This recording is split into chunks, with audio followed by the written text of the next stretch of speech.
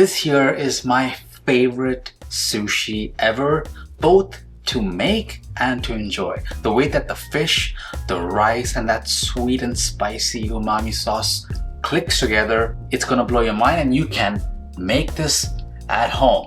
This is what you call an Osaka-style pressed sushi. And in case you want more inspiration when it comes to Japanese food, then check out the hashtag Japanese food and see what the other collaborators are cooking up. So let's start with the rice. You can't mess the rice up. The rice is the most important part of making sushi. And I have a full video where I do go over how to make the best sushi rice at home. So check out that video. But let's quickly go over it right now. So you have to make sure that you wash and rinse the rice really well, and then you cook it with the appropriate amount of water. The numbers will be listed in the full recipe. And then while the rice is cooking, you can make your rice seasoning. If you don't want to, you can buy pre-seasoned rice vinegar at the store. The rice seasoning essentially is a combination of rice vinegar that's good quality with some sugar and salt. You want to whisk that really well until well dissolved. And once the rice is ready, just pour that out into anything but a steel container, because that reacts badly with vinegar. Add on the rice seasoning. You want to try to spread that rice seasoning as evenly as you can, and the mixing technique is important. So try to follow this motion as you slice through the rice so that each grain is not getting damaged and you're evenly mixing everything. And just be very gentle with it and mix a little bit at a time. Once the rice has cooled down slightly, you can easily transfer this into a container and cover it either with like a wet paper towel or just like a lid. Now we can focus on the sauce. So the first thing we're prepping is teriyaki reduction. It's just teriyaki sauce, which you can buy at the store, which will reduce over the stove until it's super thick. The volume will reduce by about 50 to 55%. Once it's done, and once you've given it the time to gently simmer as you stir it every couple of minutes, it should be super thick like this. This is gonna end up going on the pressed sushi as a glaze before the umami sauce.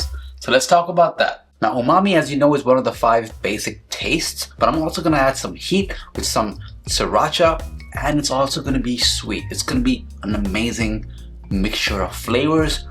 It has some mayo, the teriyaki reduction we made, sriracha sauce, some garlic that's grated with a microplane, some miso paste, that's the star, some white pepper, and lime juice. You want to mix that really well until it looks like this, and then later on transfer it to a squeeze bottle and let it cool and chill for at least 20 minutes before using. This is gonna torch up and caramelize really nicely. Oh, and if your squeeze bottle has a nib that's really pointy, you wanna cut that until it's much thicker. It's gonna make spreading the sauce on the sushi much easier. So let's prep the sushi, and the assembly of it is important, but first we need to prep the fish. Now this here is sushi-grade salmon. And yes, it is frozen, but it's half frozen, and that actually makes it easier for us to cut it into the portions that we want for our sushi. For a roll like this, it works just fine, and that's what you have to do when you don't live near the ocean where you get fresh salmon. But you want to first pat it dry, then remove the skin, and then just take a look at that pressed sushi mold that you have to get an idea of the width and the length of the portion that you need to be cutting.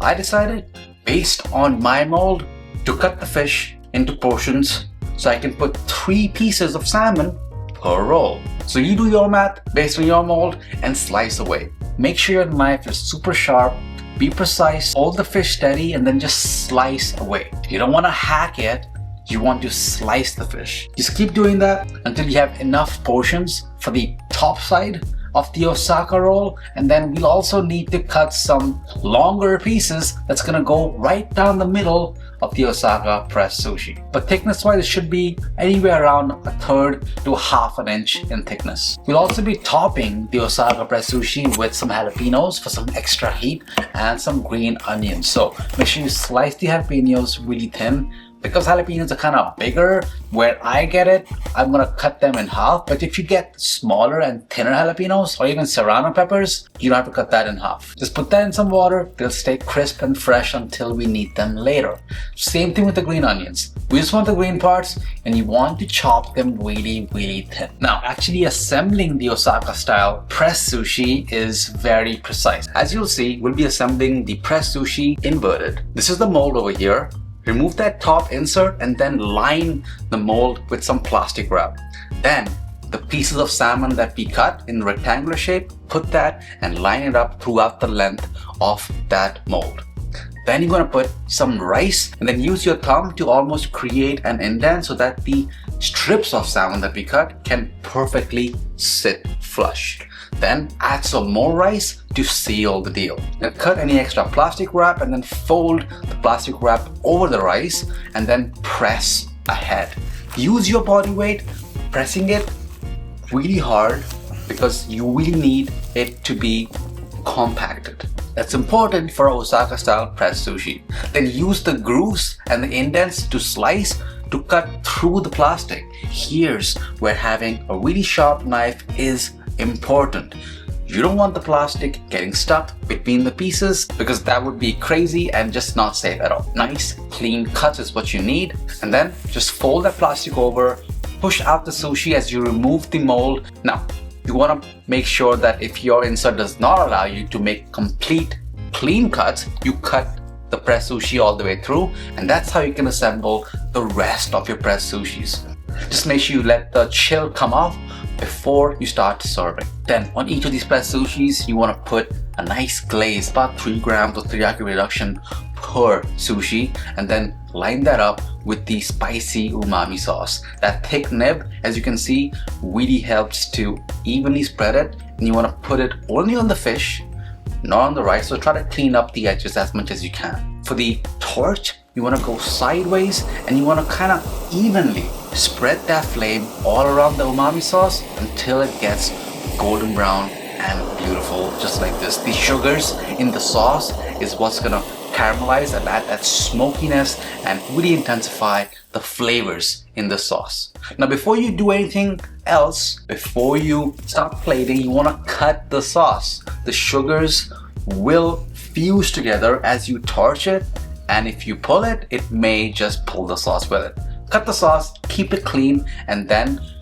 flip the outside pieces so that the inside center bit of the salmon is visible clearly as you plate it kind of facing sideways at an angle. Then top it up with some green onions and then use that as support for your jalapeños. This here is already coming together so well, and plating is as important in this case as preparing the actual pressed sushis. Finish it up with some black pepper and then serve it with some pickled ginger. And that's how you can make Osaka style pressed sushi restaurant style at home. If you're new here and you want more restaurant quality foods at home in your own kitchen, then make sure you hit subscribe before you go, and I'll see you on the next one.